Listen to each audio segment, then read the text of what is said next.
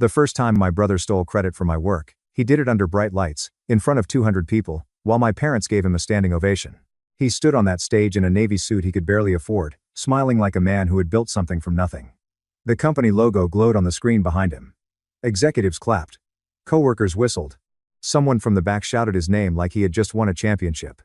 And my brother, Ryan Carter, lifted that glass award with both hands and said, "This project proves what happens when vision meets persistence." Vision. Persistence. I almost laughed. He had vision. Sure. He saw my work, put his name on it, and persisted until everyone believed it belonged to him. I sat at table 12 near the back of the hotel ballroom, wearing the same black suit I had worn to my college graduation, watching my older brother accept an award for a system I had built. Not helped with, not contributed to, built. He thanked the leadership team. He thanked our CEO. He thanked the sales department. He thanked my mother for always believing he could do something big. My mother cried. My father clapped like he had personally funded greatness.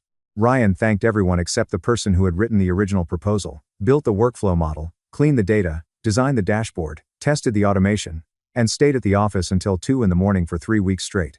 Me. My name is Daniel Carter, and that was the night I learned something important. A person can steal your work. But if your own family claps for them while they do it, they steal something worse. They steal the version of you that deserved to be seen. Ryan looked directly at me once during his speech. Just once. His smile flickered, not from guilt, but from warning. Don't make a scene. He knew me well enough to know I probably wouldn't. That had always been my role. Ryan performed success. I produced it. And my parents called that balance. The project was called Bridgeflow. Terrible name, I know. I came up with it at 1 in the morning while eating vending machine pretzels, so lower your expectations. Bridgeflow was an internal operations system for the company where Ryan and I both worked, Meridian Supply Group, a mid-sized logistics and procurement company in Ohio. Not glamorous, but important. We helped hospitals, manufacturers, and regional distributors manage supply chains. When things worked, nobody noticed. When things broke, people screamed into conference calls. I worked in operations analytics. That meant I spent most of my day buried in reports, shipment delays, vendor data, and spreadsheets large enough to make a grown man question his life choices. Ryan worked in business development. That meant he wore nice jackets, said things like strategic alignment, and somehow got invited to lunches where people ordered appetizers for the table. He was good at talking. I was good at making the things he talked about actually function. Bridgeflow started because one of our biggest clients, a regional hospital network, was threatening to leave. They were tired of delayed shipments, bad inventory forecasts, and the same excuses in different fonts. The company wanted a solution. I built one. At first, it was just something I made to make my own job easier. A dashboard that pulled shipment data, vendor timelines, inventory risk, and predictive shortages into one view. Then I added alerts. Then exception tracking. Then automatic reports for account managers so they could stop emailing operations every 20 minutes asking, "Any update?" As if the update fairy lived under my desk. It worked. It saved time. It reduced errors. It gave leadership a clear view of what was happening before clients got angry. Ryan saw it before anyone else did. He came by my desk one afternoon holding a coffee he had not paid for. He leaned over my monitor and said, "What is that?" "A tool I'm building." "For what?" "So people stop asking me questions they could answer themselves." He laughed. That's the most Daniel reason to innovate. I should have closed the laptop right then. Instead, I showed him. That was my mistake. Not because sharing with your brother should be dangerous, but because I already knew mine was. Ryan watched me explain the dashboard, the data flow, the client risk scoring, and how it could be used as a formal client-facing tool with some polish. His eyes changed. That was the first warning. Not excitement. Calculation. He said, "This is actually really good. Try not to sound so shocked." "No, I'm serious. Leadership would love this. I'm going to show Mark next week." Mark Reynolds was my manager. Solid guy, quiet, direct, and allergic to corporate nonsense. He had told me several times I needed to speak up more about my work. Ryan sat on the edge of my desk. "You should let me help present it."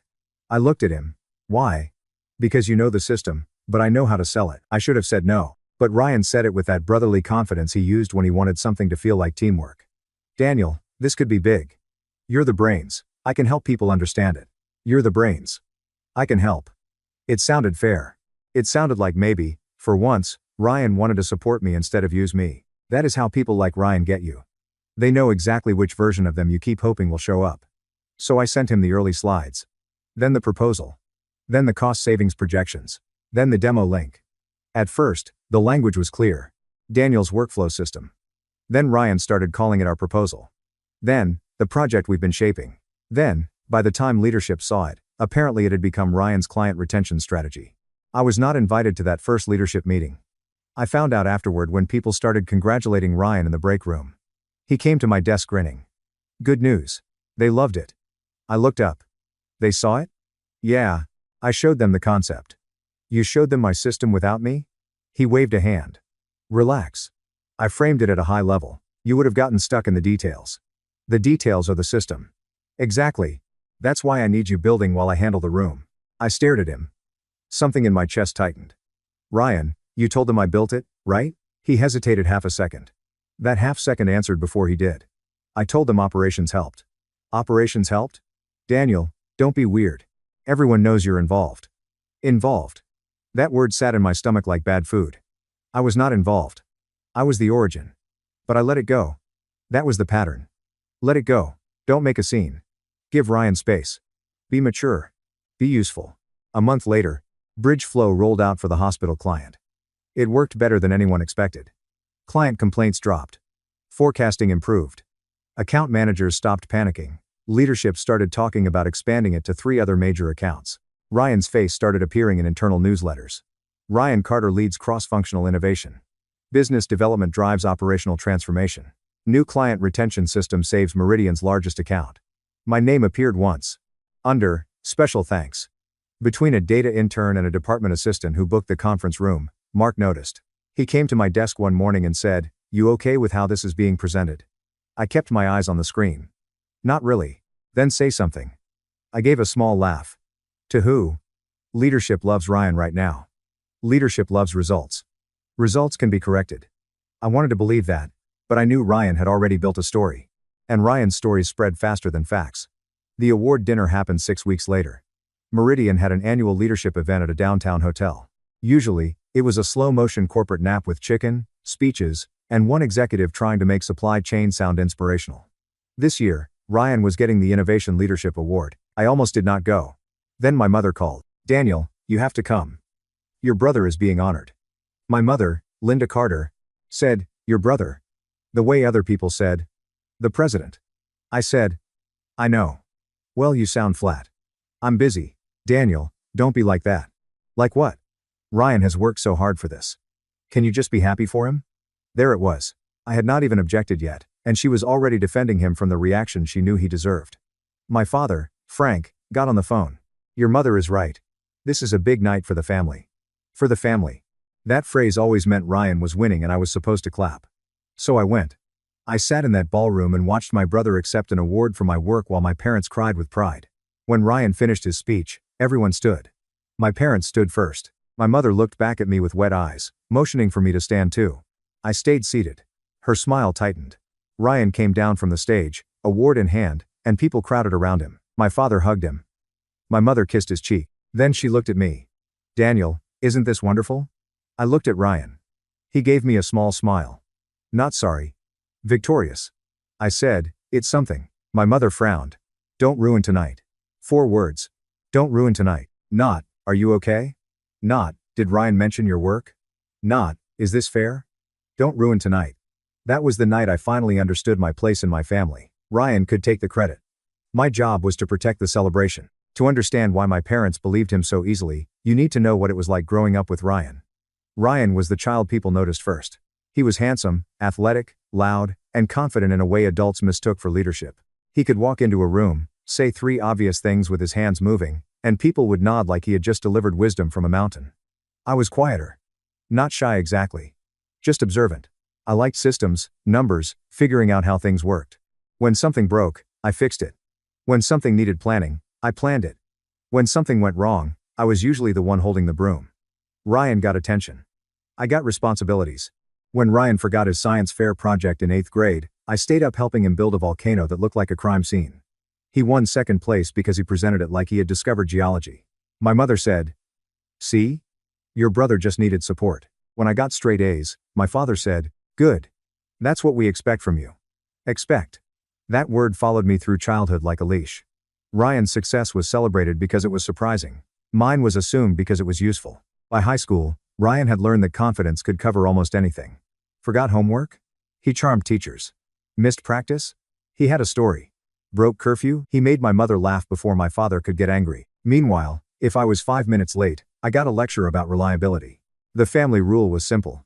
Ryan's mistakes were temporary. My mistakes were character flaws. When Ryan and I ended up at the same company years later, people thought it was nice. Brothers working together. Family success. A Carter double act. What they did not understand was that Ryan had spent his whole life learning how to use my competence as scaffolding. And I had spent mine mistaking that for brotherhood. After the award dinner, I confronted him in the hotel parking garage. He was loosening his tie, award tucked under one arm, looking very satisfied with himself. I said, "You didn't mention me." He turned. "What?" "In the speech. You thanked everyone except me." His face shifted into annoyance. "Daniel, come on." "No, don't come on me. You accepted an award for my project." "Our project?" I stepped closer. "You did not build one line of that system. I got leadership to care. By telling them it was yours." He sighed. "You're too focused on credit." That was so perfectly Ryan that I almost applauded. "You stole my work, and I'm too focused on credit?" He lowered his voice. "I put it in the room. Without me, that dashboard would still be sitting on your laptop while you waited for permission to matter." That hit harder than I wanted it to. Because good manipulation always carries a little truth. I did have trouble speaking up. I did wait too long. I did believe work should speak for itself in rooms where nobody was listening. But none of that made my work his. I said, "You're going to correct this." He laughed. "No, I'm not." I stared at him. Ryan adjusted his cuff. "Leadership already has the story. Don't make yourself look bitter now." "Bitter?" "Yes. Bitter. Jealous. Whatever word fits." I stepped back. He smiled like he had done me a favor. "Daniel, you're good at building things. I'm good at selling them. That's how this works. You should be thanking me." There it was. The theft had become generosity. I left before I said something I could not take back. The next day, I went to my parents' house. I brought printed copies of the original proposal with my name on it. Emails I sent Ryan. Draft slides, data models. Timestamps. I thought if I laid it out clearly, they would understand. That was another mistake. My mother poured coffee like we were discussing a minor inconvenience. My father sat at the table, reading glasses low on his nose. Ryan was not there. I had asked for him not to be. I started calmly. "I built the project Ryan got the award for." My mother looked tired immediately. "Daniel. Please just listen." I showed them the proposal. "The original file is mine. The projections are mine. The system design is mine." Ryan presented it without me and took credit. My father skimmed the pages. "Did he say you didn't help?" I stared at him. "Help? Well, did he deny your involvement?" "Dad. I wasn't involved. I created it." My mother folded her hands. "Your brother has finally found momentum. This is not the time to tear him down." I felt something inside me crack. Telling the truth tears him down? You know what I mean. "No, I don't think I do." She sighed. "Ryan has always struggled to find his place. You've always been more stable. More capable. Can't you be proud that something you contributed to helped your brother succeed?" I looked at her. "You mean can I be quiet while he uses my work?" My father said, "The family wins either way." "No," I said. "Ryan wins. I disappear." My mother's face hardened. "Now you sound jealous." That word. Jealous. It was the oldest weapon in the Carter house. Any time I objected to Ryan being favored, I was jealous. Any time I pointed out unfairness, I was jealous. Any time I asked to be seen, I was jealous. I gathered the papers. My father said, "Don't be dramatic." I looked at him. "Ryan got a trophy for my work." Mom called me jealous for objecting. "I think we passed dramatic 2 exits ago." My mother started crying. "Of course she did. You are going to ruin this family because you can't let your brother have one good thing." I stopped at the door. "He didn't have one good thing. He had mine." Then I left. At work, things got worse. Ryan's promotion came 2 weeks after the award. Director of Client Innovation. That title still sounds like something a company invents when nobody knows what the person actually does. Leadership wanted Bridge Flow expanded across 4 client accounts. Ryan was named project lead. I was assigned as technical support. Technical support. For my own system, Mark called me into his office. He looked uncomfortable. "I fought this," he said. "I know. Leadership thinks Ryan has client ownership. Ryan has PowerPoint ownership." Mark almost smiled. Then he said, "They want you under him for rollout." "No. Daniel. No. I'm not doing that." He leaned back. "I don't blame you. That surprised me. I thought you were going to tell me to be a team player."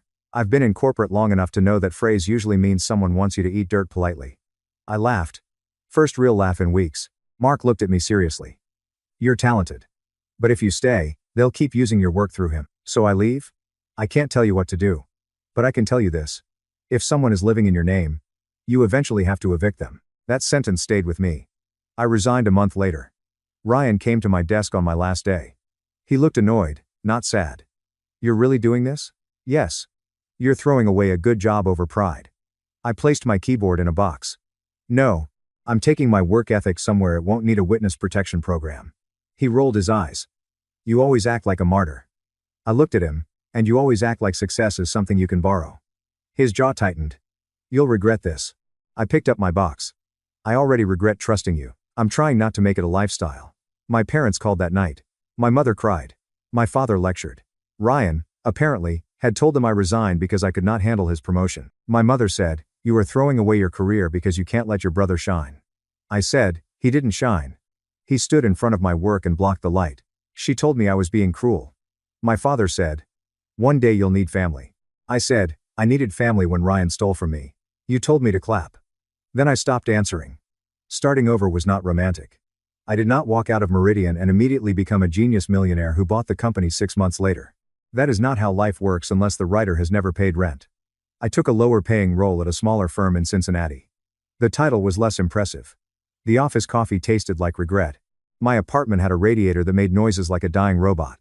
But the work was mine. That mattered. I kept everything documented. Every draft. Every file. Every version. Every email. I became almost obsessive about it. Not paranoid. Educated.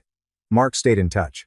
He eventually left Meridian too and connected me with Olivia Grant, an executive at a healthcare logistics company called Northline Partners. Olivia was sharp, direct, and allergic to empty confidence. In our first meeting, she looked at my portfolio and said, you built Bridge Flow. I froze. That name still hit a nerve. How do you know that? She tapped one of the case studies. Because this architecture has your fingerprints. Ryan Carter couldn't explain the difference between predictive forecasting and a weather app when I met him. I laughed before I could stop myself. She smiled. I wondered how he won that award. I did not tell her the whole story. Not then. I just said, corporate storytelling is flexible. She nodded. Build something for us. We'll put the right name on it. So I did. For the next 4 years, I built my own career. Slowly. Honestly. Project by project. Northline became a major client. Then 2 more clients came through referrals. I eventually started a small operations consulting firm with 2 former coworkers. Nothing glamorous. But respected. My systems worked. My name was on them. That was enough. Meanwhile, I heard things about Ryan through the family grapevine, which is just gossip wearing Thanksgiving sweaters. Ryan kept climbing at Meridian for a while. Bridge Flow gave him a reputation he had not earned, but reputation can carry a person pretty far if nobody asks technical questions. He got promoted again. Spoke at a regional conference. Posted long LinkedIn paragraphs about innovation, humility, and building high-performing teams. Seeing Ryan write about humility was like watching a raccoon give a lecture on table manners. My parents shared every post. My mother commented, so proud of the man you are. I blocked her eventually, not because it hurt too much, because it bored me to watch lies get engagement. Then, 4 years after the award dinner, Ryan called. I was in my office reviewing a client implementation plan when his name appeared on my phone. I stared at it for 3 rings. Then I let it go to voicemail. He called again. Then texted. Hey. Long time. Need to ask you something quick about that old workflow project.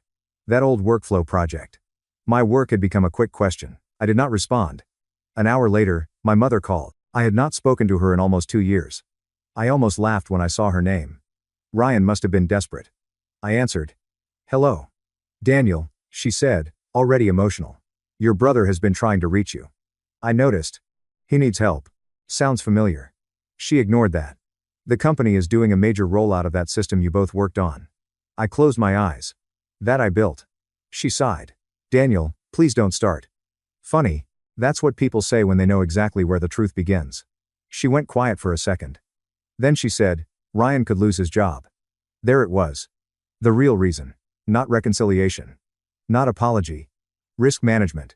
What does that have to do with me? You know the system better than anyone. I know. He just needs you to walk him through some things. I laughed softly. Mom, when he took the award, he was a visionary. When the system breaks, suddenly I know it better than anyone. That's not fair. It's incredibly fair. That's why it sounds harsh. She started crying. Of course. Your brother has a family now. A mortgage. Responsibilities. So did I when I lost my job. You resigned. Because he stole my work and you called me jealous. Daniel, that was years ago. Not to the person it happened to. My father got on the phone. His voice was older, but still firm. Son, you've proved your point. I sat back. I haven't done anything. You walked away. Built your own career. Good for you. But don't let pride ruin your brother's life. I looked around my office. My files. My clients. My name on the door. Dad. Ryan built his career on my work. If it collapses when I don't hold it up, that's not pride. That's gravity. My father said, family helps family. I smiled. I must have missed that meeting. I hung up. The next day, Olivia Grant called. That got my attention. Olivia was now Chief Operations Officer at Northline, and Northline had recently acquired a company that used Meridian as a vendor. Small world. Annoying world. She said, Daniel, I received an odd message from Ryan Carter. I leaned back. Define odd. He said you were familiar with a platform Meridian is trying to update and that you might be willing to consult quietly. Quietly. Yes. That word did not inspire confidence. I smiled. What's happening? Olivia explained. Meridian had sold BridgeFlow as a proprietary innovation platform to several clients, including one Olivia now oversaw. The system was outdated. Data pipelines were failing. Client reports were inaccurate. A major rollout was scheduled in 6 weeks, and Ryan had assured everyone his team could handle it. But in technical review meetings, he could not answer basic architecture questions. Olivia said, he talks around the system like someone describing a house from the sidewalk. That sounds like Ryan. Did he build it? No. Did you? Yes. Silence. Then Olivia said, can you prove that? I looked at the file archive I had carried for 4 years like emotional insurance. Yes. Good. She said. Then I think it's time we have a meeting. The meeting was scheduled for the following Monday. Meridian headquarters. Same building. Same lobby. Different Daniel. When I walked in, I did not feel triumphant. I thought I would. I thought returning would feel like some big cinematic moment with slow music and everyone realizing I had become powerful. Mostly, I noticed they had replaced the lobby chairs. The receptionist gave me a visitor badge. I rode the elevator to the executive floor. Conference room B. Of course it was B. Important enough for pressure, not important enough for windows. Inside sat Ryan, 2 Meridian executives, Olivia, a technical director named Sanjay, and, to my surprise, my parents. I stopped at the doorway. Olivia noticed my face. I didn't invite them, she said. Ryan stood. They're here for family support. I looked at my parents. My mother gave me a pleading look. My father looked uncomfortable. I almost turned around. Then I remembered Mark's sentence. If someone is living in your name, you eventually have to evict them. I sat down. Ryan smiled too brightly. Daniel, thanks for coming, we all appreciate it. No, you don't. The room went quiet. Olivia leaned back slightly. Ryan cleared his throat. Look, we're not here to relitigate old family stuff. I am. His smile faded. One executive, a man named Leonard, said, Mr. Carter, we're here to discuss the BridgeFlow enhancement project. Good. I said. Then we should start with who built BridgeFlow. Ryan laughed nervously. Daniel helped on the technical side. I opened my laptop. No. I built it. Ryan presented it. The room froze. My mother whispered, Daniel, please. I did not look at her. Leonard frowned. That's a serious claim. Yes. Sanjay leaned forward. Do you have documentation? I almost smiled. I brought 4 years of it. I connected my laptop to the screen. First slide, original concept document, created by Daniel Carter. Date stamped. 2 months before Ryan's leadership presentation. Second slide, early architecture. My notes. My file path. Third slide, email to Ryan. Subject, BridgeFlow proposal draft. My message. Here's the model I built. Let me know if the sales language makes sense. Ryan's reply. This is great. I can help present it. You're the brains here. I paused and let that sentence sit on the screen. You're the brains here. Ryan stared at the table. My father shifted in his seat. My mother looked like she might cry. I continued. Version history. Code notes. Data mapping. Dashboard mockups. Slide drafts with my name in the footer before Ryan removed it. Then I showed the award night presentation file. Created from my deck. Edited by Ryan. My name removed. Sanjay exhaled slowly. Olivia looked at Ryan. Do you want to explain? Ryan's face was red. This is being twisted. I clicked to the next slide. A message from Ryan 3 weeks ago. I just need you to explain how the forecasting engine actually works. Don't make this weird. I looked at him. You mean the thing you supposedly built? One of the executives rubbed his forehead. Ryan pointed at me. He's bitter. He always has been. I nodded. Yes. I was bitter when my work was stolen. I've found that's a normal reaction. My mother burst out.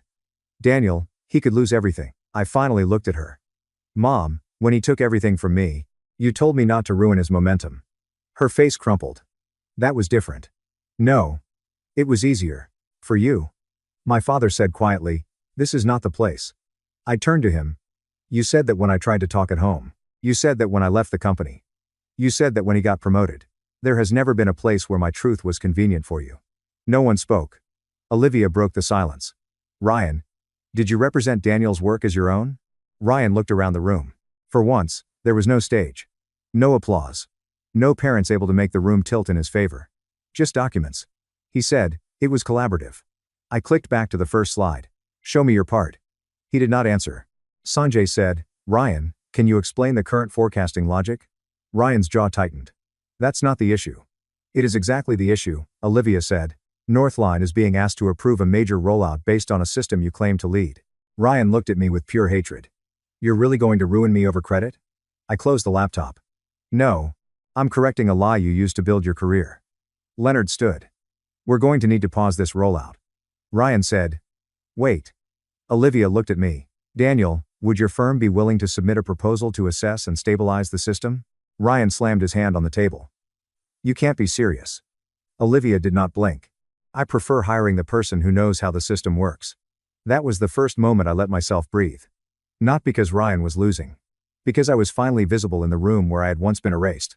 The meeting ended with cold handshakes and legal-looking expressions. Ryan stormed out first. My parents followed me to the parking lot. My mother was crying. Daniel, please. I turned. Please what? Don't do this to him.